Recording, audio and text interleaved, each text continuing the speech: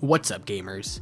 If you're anything like me and grew up having your brain rotted by unrestricted internet access, you probably grew up with creepypastas. These scary internet-specific stories about things that maybe you liked or disliked as a kid were a form of relief for a lot of kids. It was something that we could be edgy and scary about, but also be about things like Sonic the Hedgehog and My Little Pony. Throughout the past couple years, there's been an uptick in videos, kind of a second wave of creepypastas. These are your analog horror videos. This second wave of internet horror uses nostalgia, a lot of 90s and early 2000s aesthetics and cliches to let your guard down. Of course, because I grew up in this era, a lot of it is very specific to me, and I can understand if you don't like a lot of these tropes. However, I think Skinamarink is one of the smartest, most methodically planned out cinematic experiences ever made. To me, it's incredibly effective, smart, economical filmmaking using all the resources the director has and making them incredibly interesting.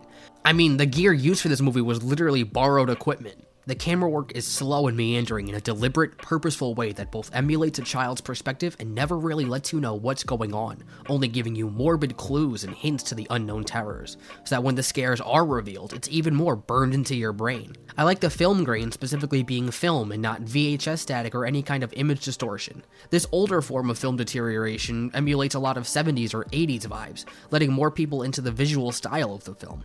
And of course, the corner shots, the door shots, things that really are mundane and bore a lot of people, but are done so slightly off, so specifically in a way to make you feel so uneasy, like something is wrong, but you can't tell what. It's using different eras of nostalgia to play at people's emotions. The child actor spending the whole movie whispering nervously is a double whammy of a choice. First, it doesn't require that much control over the kids and their performances. Second, it creates tension. It's eerie and unnerving and helps it feel like a dream. Especially when compared to whatever audio fuckery distortion whispering that demon has. Good lord, that is terrifying, and one of my favorite horror tropes.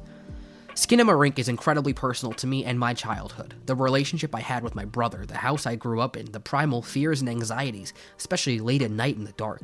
I'm absolutely sure it doesn't work for most people, and completely understand if you didn't like it or think it's pretentious hipster trash. But those that get it, get it.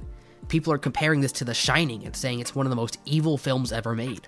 For something to so accurately make you feel like a kid, alone and scared and helpless and not knowing what to do, watching pure horror unfold over you in the place that you thought was safest, chills me to my core. But that's Skinamarink, and what did you think about it? Did you love it, or are you a close-minded, stupid Snyder bro? Let me know in the comments. Fight with me about this. I will fight you. Also, if you liked my discussion about the movie, and even some of my other videos, maybe, if you do, I do a film podcast with my friends John and Turner called Film Class Heroes. Episodes come out every Saturday, and there's a link in the description if you're so interested. We're actually discussing this movie coming up on our newest episode.